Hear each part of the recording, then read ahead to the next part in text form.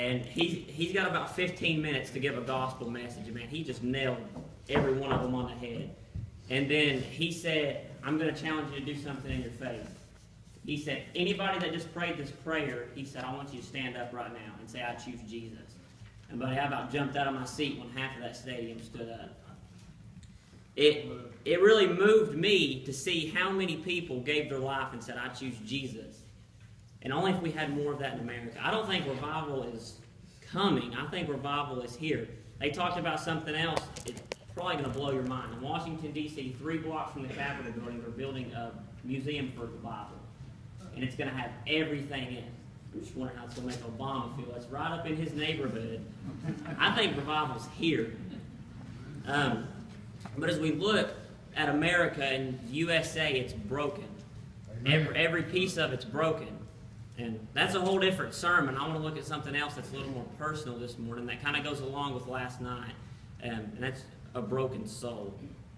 See, the problem is today in this world, the modernized church is giving a message that so many Christians are hearing, and then they're taking it out, and they think it's the right message. And that message they're telling them is it's not going to be that bad, and you're going to be okay. Actually, I lied to you. Let's start in Romans chapter 5. But they're giving that message, and that's why it's on us to put the right message out there. They're saying it's not going to be that bad, and you're going to be okay. Romans chapter 5, in verse 12, says, Wherefore, as by one man's sin entered into the world, and death by sin, and so death passed upon all men, for all that have sinned. Like a bad strand of the flu, Adam and Eve with their disobedience to God contagiously infected us all with a terminal case of sin. It's not something you can get out of. It's not something that's just going to disappear. We're all sinners. And you mark it down, I'm a sinner, I'll tell you that first. And if you say you're not a sinner, well, there'll be an invitation later. Then when you go to Romans 3:23 and you put that together with that, for all have fallen short, come short to the glory of God. We're all lawbreakers. When the Bible says do, we don't. When it says don't, we do. Then when you marry that with Hebrews 9:27, for it says, for a man is appointed to die, then the judgment, we're all going to die. Amen. We're all going to stand, and we're all going to be in that judgment. Amen. And it's just a tragedy that there's so many churches, there's so many evangelists on TV giving that wrong message. Giving the message, telling sin-sick sinners, it's not going to be that bad, and you're going to be okay. Well, I got a different message this morning. If you don't fix your broken soul, it's going to be really bad, and you're not going to be okay. That's right. If you have a broken soul this morning, I'm going to tell you how to fix it. A lot of people don't really think, I'm not standing up here preaching to you, God's preaching to you. But He's preaching to me before He preaches to you.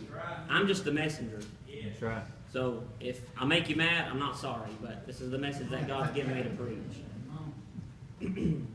So how do we know it's not going to be okay if you have a broken soul? As Tony Noah was talking about last night, we got this. A lot of people have the blurred vision of God. A lot of people are given that wrong vision of God, that God is a bad God. God is a mean God because God sends people to hell. God doesn't send one person to hell. We choose to crawl to hell over His dead but resurrected body. That's right. He's a loving God, but He is also a just God. He doesn't send us to hell. He makes the way out of hell. So we're going to look at Luke chapter 16, and we're going to start in verse 19. We're going to take a look at the book and see how we know it's not going to be okay. As you go through these couple books of Luke, as Kenny preached out of chapter 15 on the prodigal son last Sunday, you go through and it's just a bunch of parables in a row. And then in verses 1 through 18 in chapter 16, you have the unrighteous steward. And then you come, and I did my studies, I watched my videos, got my commentaries about theological, I can't even say that word. Devil's trying with me, he ain't going to. Everybody says that this is a parable, but if you look at it, it carries something that parabolic language doesn't carry. It carries a name, and it carries more of a meaning. And when Jesus is speaking here, we're going to start reading in verse 19. This is what happens when someone does not deal with their broken soul. Chapter 16, verse 19. There was a certain rich man which was clothed in purple and fine linen, and fared sumptuously every day. So he had everything he wanted. He had it all. And there was a certain beggar named Lazarus, which was laid at his gate full of sores, and desiring to be fed with the crumbs which fell from the rich man's table. Moreover, the dogs came and licked his sores. And it came to pass that the beggar died, and he was carried off by angels into Abraham's bosom. The rich man also died, and he was buried. Stop there for a second. There's always a lot of confusion right there. The bosom is a Jewish figurative expression equivalent to paradise, and paradise is equivalent to heaven in the mindset of the people that are listening to this. Matter of fact, when you think about it, Jesus looked at a thief on a cross and said, "Today you will be with me in paradise." Lazarus did not go to heaven because he was poor. He didn't go to heaven because he had nothing here. If there's a poor man here that doesn't fix their broken soul, they're not going to heaven. Lazarus went to heaven because he trusted Jesus to provide his righteousness for him that enter in heaven that he could not give himself. Okay, we're going to keep reading. And in hell he lift up his eyes, being in torments, and seeth Abraham afar off, and Lazarus in his bosom. And he cried and said, Father Abraham, have mercy on me, and send Lazarus, that he may dip the tip of his finger in water and cool my tongue, for I am tormented in this flame. So that right there just gives the first picture. Think about just sticking your finger in a drop of water and putting it on your tongue. You're not even going to feel anything if you do that. And that's what he's begging for here. And besides all this, between us and you, there is a great gulf fixed. Oh, I skipped one. But Abraham said, Son, remember that thou in this lifetime receivest thy good things, and likewise Lazarus evil things. But now he is comforted, and thou art tormented. And besides all this, between us and you, there is a great gulf fixed, so that they which would pass from hence to you cannot, neither can they pass to us that would come from thence. Then he said, I pray thee therefore, Father, that thou would ascend to my father's house. Okay, let me back up one real quick. Abraham said, there's no way. Once you're there, you're there. People can't pass from there to here, and nor from here to there. You're trapped. That's right. And Lazarus didn't go to hell just because he was, or not. This devil ain't gonna win this morning. The rich man didn't go to hell just because he was rich. Jesus said it certainly doesn't make it easy.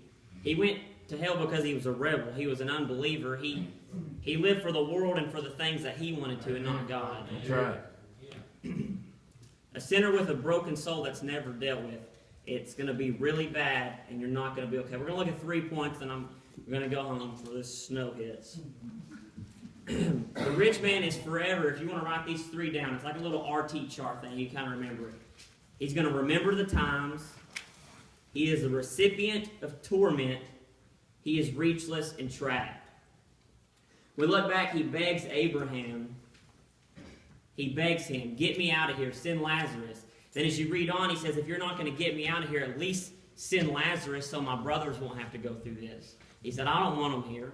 And then Abraham said, they have Moses and the prophets. He said, if they don't listen to them, they're not going to listen to a dead man. They're not going to listen to a man that's already come back from the dead, because they weren't listening to Jesus. The prophets, he had come back from the dead. And he's forever trapped. As you read this, a lot of the people that write the commentaries, this is a haunting thought. Number one, they are forever haunted with the perpetual memory that they blew the chance. They're remembering the times.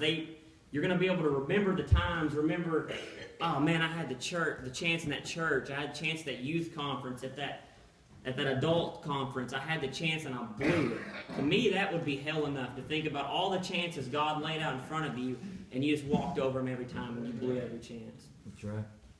Then, as we read this, you just kind of picture it in my head. I don't know if I'm the only one. When I read the Bible, I like to put the story in my head. You know, the rich man's in his little fine golden carriage coming out with all his homies and his posse in the carriage with him. He's wearing the perfect clothes. He's got the ladies on each side of him fanning him with the big fan so he doesn't sweat, doesn't get warm. He's just going through, and they come through, and then he sees Lazarus. And he just looks at him, and he just keeps going. He's, I'm going to ignore you. You can't have none of this. Not what I have. And Lazarus is looking at him, and perhaps before Lazarus even said anything, Lazarus said, receive the bread of life. That's the message behind it. It wasn't just a poor man that wanted food. I feel like in the story that God uses this, we're Lazarus. And then you look out into it, and we're the ones that should be given the message to receive the bread of life. That's right. And then, the rich man just ignores him and says, keep going. And then Lazarus lays there, keeps laying there and says, what shall it profit a man if he gains the whole world and loses his soul? Then I kind of imagine that's when the rich man stopped and told his posse, go tear him up. Go beat him. And he runs at him, and the flies are buzzing, and the dogs are running off that were licking his sores, and they just beat him. And it's so that he dies. Then maybe that's not exactly how it happened, but that's how I picture it. Death happens to everyone. It's not something new. What is this? I'm going to die? What? We've known this forever. We've had family members that have died and went on before us. But one day you will die, and that will be the truth revealer. Remembering the times will be hell enough. Number 2, he is a recipient of torment. He says the torment that he is in, he says, I'm tormented in this flame. One of the number one fear when you do the studies in the world is death. People fear death. They fear the way that they're going to die. And right there in the top 5, one of the number one fears is burning to death. And people are getting the wrong message that, it's not going to be that bad when I'm done. It's probably going to be okay. No, it won't. I tell you right now, no, it won't. Amen. And the second death, you are tormented in the flame. You are forever burning. Amen, bro. Yes, that's right. A state of dying that never ends. People fear the way that they're going to die.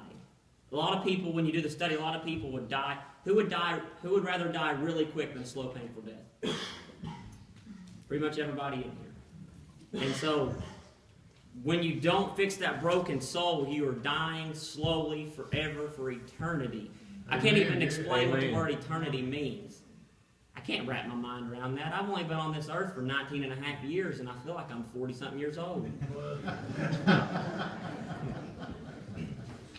But this is never a popular message in the church, and people say, oh, he's crazy because he's talking about hell. If you want to call me crazy, you can go ahead and do it because I'm giving what God told me to give. Amen. I'm just a messenger, and I didn't come to please anybody. I didn't come to make anybody feel good. I didn't come so people would know my name. I came that people would know that God's name. I'm just the messenger. But I feel like everybody was coming. I was like, they're going to think of coming. I'm going to give some kind of lovey-dovey message. But God did not go that way. But when you think about it, it's still on the love that he reached down in the pit and offered to fix that broken soul. Amen. The truth is that the people in this world that don't fix the broken soul will die forever. Does that, as a Christian being saved, does that not hit you and make you want to get up and go? Because it's on us. That's It's right. on their eternity is on us. You're right. We can't just leave it up to them. Yes, they have to make the ultimate decision, but we can't just say, well, maybe somebody else will do it. I just think I'm going to stay in my bed today. It's on us to get up and go. Amen. It's our duty. It's our job. And when I seen that last night, 10 bands, probably 100 musicians and artists in each one overall combined together, it was on them to get up and go. And 20-something, 30-something years ago, it was on one guy's heart, and they were in a prayer meeting. Amen. And he said, God, I want you to use me to touch young people. And then you look a year later, and they have stadiums full of 20s of thousands of people Yes. giving their life to Christ every time they speak. But that just horrifies me. It's horrifying. It's not a fun thought to think about. People don't like to think about it. I would rather stand up here and tell you how Jesus loves you, because he does, instead of talking about this stuff. But when you read your Bible and you know and study your Bible, God talked more about hell than he ever did about heaven. He is a loving God, but he is also a just God. But he made the way of escape. Amen. And people say, why is the punishment so severe? And that really locked you in the closet to try to figure that out. But I was actually watching one of Tony Nolan's sermons, and he described it. The punishment is so severe because the offense is so severe. They have fallen short of the glory. Romans 3:23 or 6:23. They have fallen short to the glory. They have fallen short. They're living for the glory of themselves. Amen. A lot of times, we can be honest with ourselves. We live for ourselves in this world. We live for the glory of our popularity, or who's going to know our name in school, what we wear. what level we hit on a video game, how many friends we have, and the world is living for the glory of itself. And Revelations 20 says, for the people who live for the glory of themselves will be cast into the eternal lake of fire. Amen. One day, for it is, in Hebrews, for a man is to die, then the judgment. The judgment. The judgment. We will all stand, Amen. and we will all... But there's the way out of that judgment. And that's... I'm having a hard time explaining it right now. I'm kicking Satan in the face. Bless him. But that's the way out of the judgment. But I know that it's going to be okay, because when I stand before the judgment, my broken soul has been mended. And God's going to say, welcome home. That's right. But on the other hand, it's destroying my heart that I know people in my own family, my own friends, my own life that will stand, and that soul's broken, and apart from me, you workers of iniquity. I never knew you. And if that's you this morning, That's right. God will mend that soul right here. That's right. I still remember the day. It was the day before my 15th birthday, September 9th. I was a freshman in high school. I had been living for the glory of myself. I cared what other people thought about me. I tell you right now, I don't care what you think about me. I cared what other people were thinking about me. I cared who liked me and who didn't like me. And I was sitting in that back row and Kenny preached a sermon similar to this one. And I did not walk to this altar. I floated to this altar. Amen. And I remember right here, God mended that broken soul. Yes. And He can do the same for you today. Number 3, last point. Stay awake. We're almost done. You're reachless and trapped. There is no way out. A lot of people say, and I think this is what the rich man was thinking, I just dig my way out of hell. I just give me some homies and we'll climb our way out of hell. It's not going to work that way. You are forever tormented in the flame, and you are trapped, begging for water, begging for someone to come and mend that broken soul. And Abraham says, you cannot pass from here to there, from here to you. He said, we're not coming to you. When we're in heaven, we're not going to look down on the people who's in hell, but I kind of have a feeling that they're going to look up and they're haunted with that perpetual memory that I had the chance and I blew it. I had the chance and I let the devil get a hold of me, and I ignored the altar call. I ignored the invitation, and I went home. I'm going to read on to finish this chapter out if you want to read with me. Then the rich man speaking to Abraham, as Jesus tells the story, then he said, I pray thee therefore, Father, that thou wouldest send him to my father's house, for I have 5 brethren, and that he may testify unto them, lest they also come into this place of torment. Abraham saith unto him, they have Moses and the prophets, let them hear them. And he said, Nay, Father Abraham, but if one went up unto them from the dead, they will repent.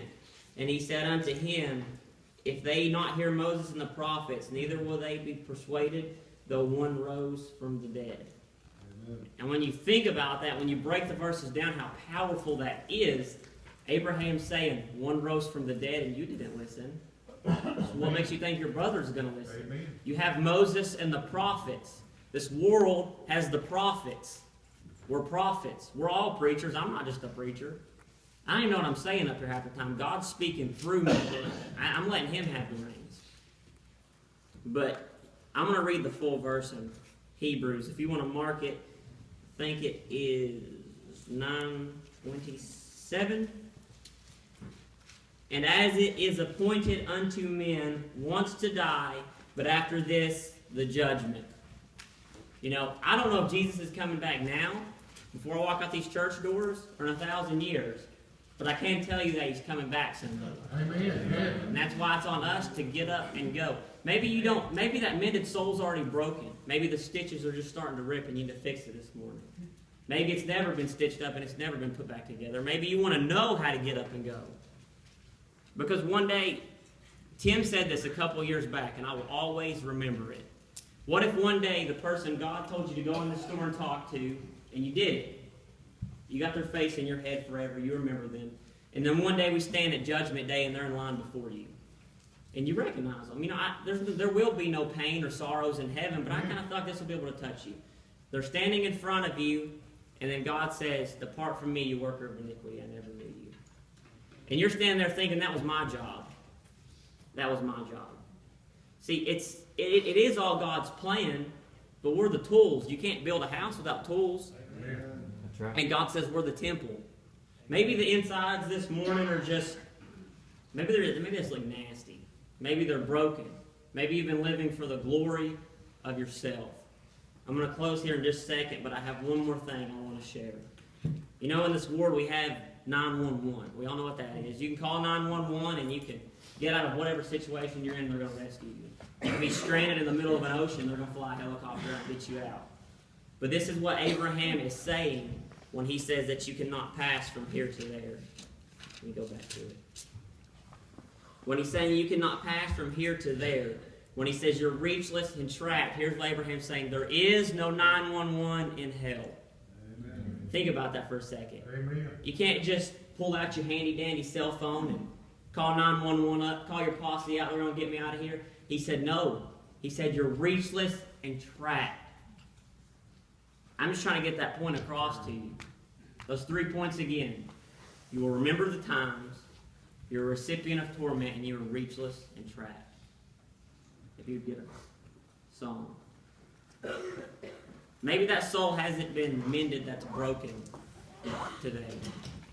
Maybe you've been living for the glory of yourself and the glory of the world and what others think of, you care what others think about you. Maybe you just need to have it restitched. Maybe you've walked away. I'll tell you, last night at that conference, God really relit the fire inside of me. Maybe you just need that. Whatever it is, He'll fix that today. If we'll all stand.